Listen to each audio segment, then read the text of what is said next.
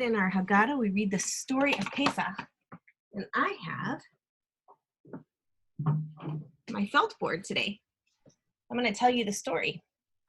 Okay, are you ready? A long, long time ago, when we went down to Mitzrayim, we grew and grew and grew. We had so many babies and there were so many Jews that there was a mean king named Paro. And he got scared that the Jews were going to take over everything. And he decided to make the Jews work really, really hard. He tricked them even into doing really, really hard work. He made them build cities. And then he made them build bricks to put on. He made them carry them. They were so, so heavy. And he made them work so hard. And he thought maybe that would keep the Jews from growing and multiplying. But that didn't work. So then he decided, I know, we're going to throw all the baby boys into the river, and then all the Jews will be gone, right? But there was a woman named Yocheved, and she knew better than Paro. She had a baby. Say goodbye to Paro for a minute. She had a baby, and she named him Moshe. Remember baby Moshe? And she hid him for 3 whole months. But after 3 months, she knew that he might get caught because babies make a lot of noise when they're about 3 months old, right? So what she did was she built a nice little basket. And she put baby Moshe in and gave him a blankie so that he would stay nice and warm. And she put him in the river. But his sister, Miriam, hid. She was going to watch, make sure he was okay, and she hid in the bushes by the river. And she watched as he floated. And what do babies do? They cry, right? He said, where? And somebody heard him. Who was it? It was Batya, Paro's daughter. She was at the river. She was at the river and she heard the baby and she wanted to do a mitzvah and save the baby. So she reached out her hand and Hashem made a miracle and it stretched and it stretched and it stretched and it stretched until she was able to take the baby out of the water. And she saved him. But you know what? He didn't want a nurse from any of the Mitzrayim. So Miriam came out and said, oh, I know somebody that can help you with the baby. Oops, Miriam's skirt. And so Moshe was able to go back home with her for 3 years and nurse with his mommy. And then when he grew up a little bit, he went to Batya and he lived with Batya and Paro in the palace in Mitzrayim. And he was brought up like a prince. He was brought up in the palace. Very special. When he grew into a young man, one day, here he is as a young man.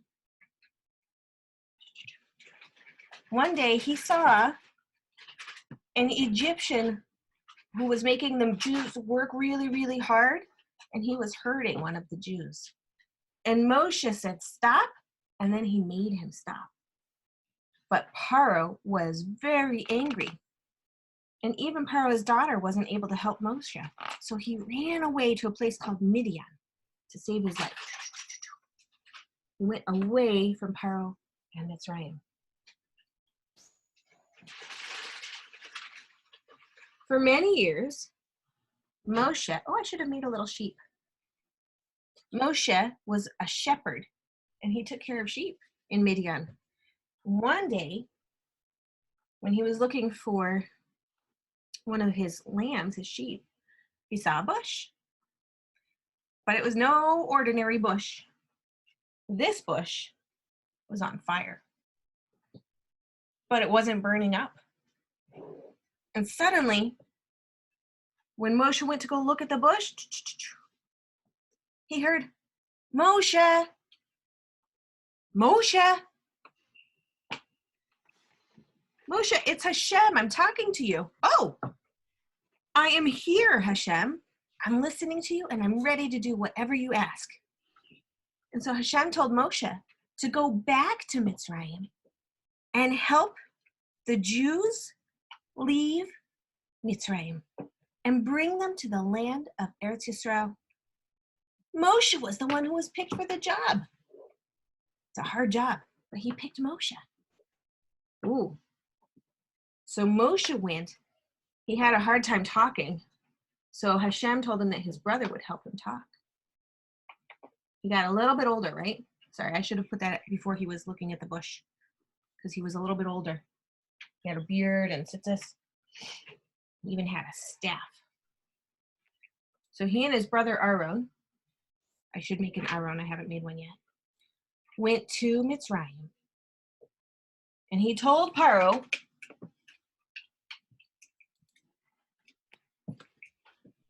let my people go.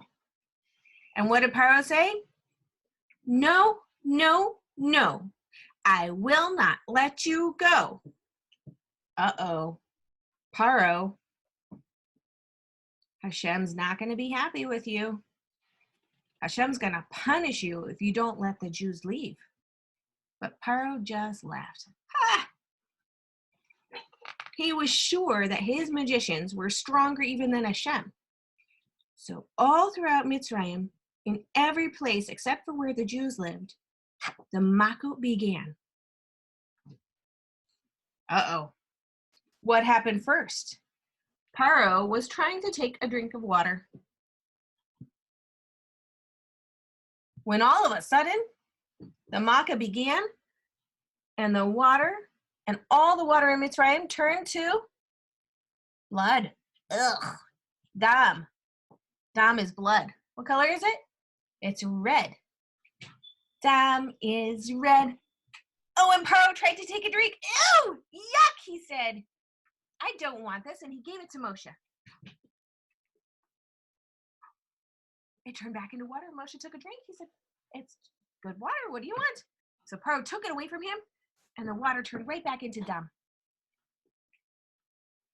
The only way that the Mitzrayim were able to drink water was if they bought it from the Jews. So Paro had to give the Jews money, and then he could drink some water. And after a whole week of yucky water, all the fish in the river died. Ew, it was stinky. And the river was stinky. Ew. And so Paro said, okay, you could go. And then all the water turned back to water again. And Paro changed his mind. He said, Moshe told Paro, okay, we're ready to go. Let my people go. And what did Paro say? He said, no, no, no. I will not let you go. Uh-oh, Paro. You know what's going to happen. Hashem's going to punish you again if you don't let us go. I don't care, said Paro. So one morning when Paro woke from his bed, there were frogs in his bed and frogs on his head, frogs on his nose, and frogs on his toes. Frogs here, frogs there. Frogs were jumping everywhere. Ribbit, ribbit. They got into his mouth when he opened his mouth. Ew! They got into his ovens. Ew! They got everywhere. And Paro said, ew, get rid of these frogs. I don't like them. They're stinky and they get into my food. I don't like them. Did they bother the Jews? No, not at all. They stayed away. They just stayed all over the Mitzrayim. And Paro said, okay, okay, okay. You could go. So Hashem took away all the frogs. And then Paro changed his mind. Moshe said, let my people go. And Paro said, no, no, no. I will not let you go. Uh-oh, Paro. You know what's going to happen, right? Hashem is going to punish you. I don't care. And so Hashem sent Kenim. I should have made it look like Paro.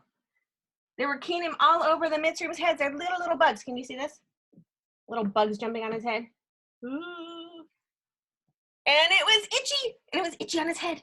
And it was itchy on his arms. And all the Mitzrayim were itching, itching, itching, itching, itching. Oh, it was terrible. And Paro said, okay, take the kingdom away. I don't want them anymore. So Hashem took the kingdom away. Oop. You stay up there, Paro. And when they were all gone, what did Paro do? He changed his mind. Moshe said, let my people go. And Paro said, no, no, no.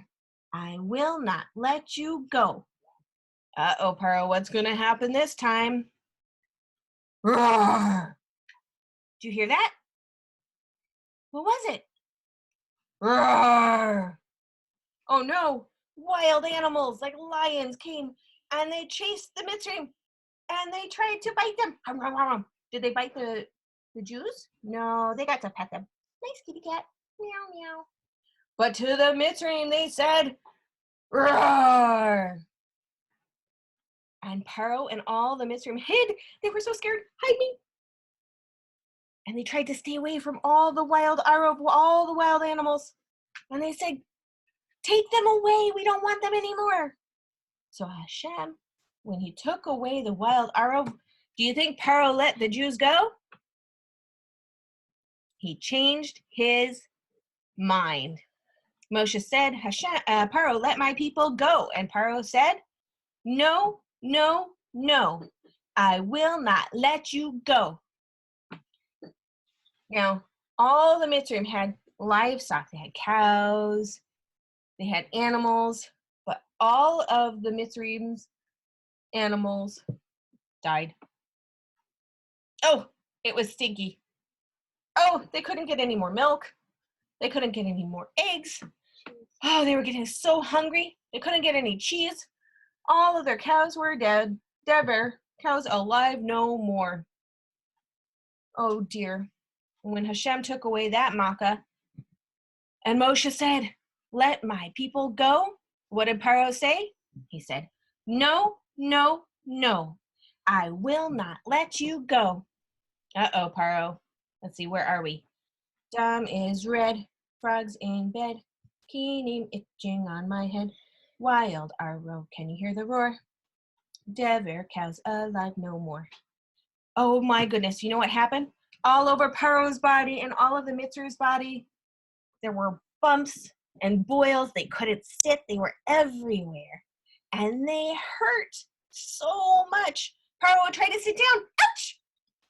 He would try to touch a cup of water to drink. Ouch! Everything hurt. Everything hurt all over. And Paro said, take it away. So Hashem made the makkah go away. And Moshe said, okay, Paro, now you need to let my people go. And Paro said, no, no, no. I will not let you go. Uh-oh, Paro. There's another makkah coming. And this one had ice. Big, huge balls of ice. Have you ever had a snowball fight? Have you ever had a snowball fight where there was fire inside your ice? This was barad.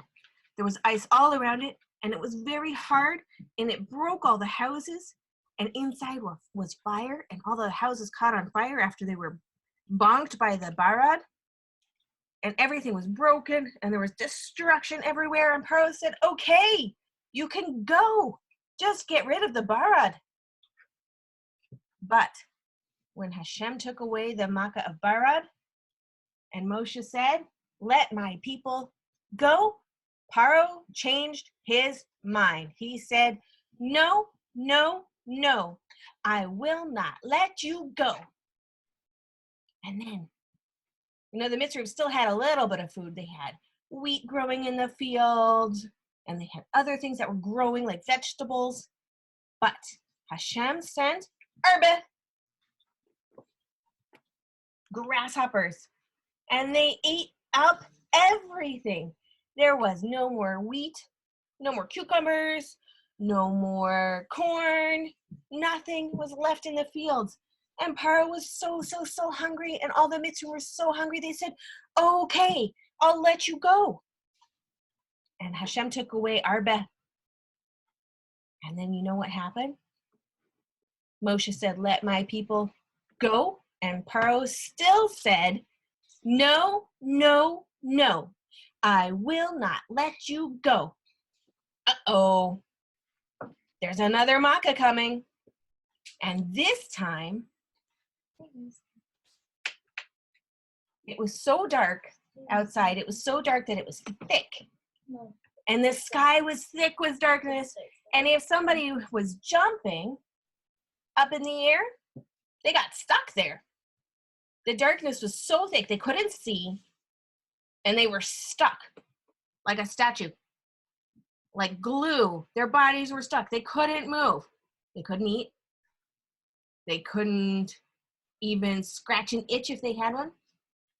Nothing. They were stuck. But for the Jews, they weren't stuck. It wasn't dark. And they were able to look around. Hashem told them, go look in all the houses and see if you can find some jewels.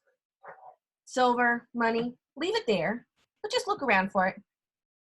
So they looked, and the Mitzrayim heard voices, and they heard people walking, but they couldn't see them, and they couldn't move.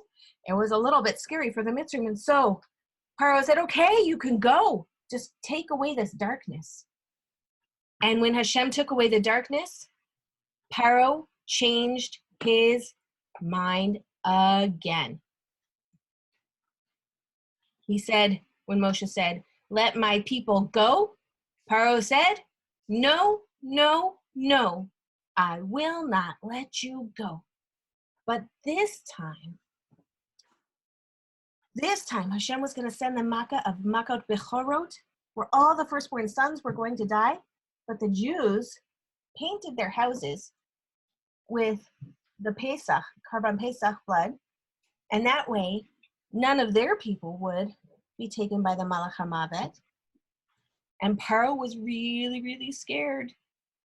And in the middle of the night, Paro in pajamas in the middle of the night. Paro in pajamas in the middle of the night. Paro in pajamas in the middle of the night. Ay, ay, ay, ay, ay. He ran to Moshe and he said, okay, just go. Take all the Jews and just go. So Moshe and all the Jews packed really, really fast. And they took some bread that they had baked and they put it on their shoulders and they left. They left Mitzrayim and they walked out of there. Whoops. After the Korban Pesach night, they left in such a hurry that this bread baked on their backs, and it was called matzah. And that's why we eat matzah today. It's flat, didn't have time to rise. And you know what happened? They walked and they walked and they walked through the desert, past all of their hard work, and they made it to the Yam Suf, the water. Remember Nachshon, who was afraid to swim? He walked right up to that water. He stepped in. It went up to his knees. It went up to his waist. It went up to his shoulders, up to his chin, even up to his nose. And then Moshe touched the water with his staff, and Hashem made a miracle, a nes, and opened the waters. And there were fish inside that they could see, and there were trees. If they got hungry, they could eat from the fruit. And they walked right through to the other side. And when they got to the other side, when they got to the other side, you know what happened? All the Mitzrayim that were following them, I forgot to tell this part of the story. Hang on, let me back up a little bit. The Jews packed their matzahs, and they walked and they walked and they walked in the desert, and they got to the Yam Suf. And all of a sudden, they noticed behind them, the Mitzrayim were coming again. They were coming after them, and they didn't know what to do. They were stuck. There was water in front of them. There were Mitzrayim behind them. And then Nachshon walked in, up to his ankles, up to his knees, up to his waist, up to his shoulders, up to his chin, up to his mouth, up to his nose. And then Moshe touched the water with his staff, and Hashem made a nes, a miracle. And the Yam Suf opened up, and they could walk right through. And they walked all the way to the other side. There were fruit trees. If they were hungry, they could grab the fruit. They could see the fishes on the sides. There were walls of water. And when they got to the other side, Hashem closed the water right on top of those Mitzrayim, and the Jews were free. And Miriam and the women, they all brought musical instruments because they just knew that Hashem was going to help them get free to go to the land of Eretz Yisrael. And so they brought musical instruments and they sang and they danced on the other side of the Yam Suf. And then we were free. And then Hashem helped us in the desert. And we tell this story on Pesach night.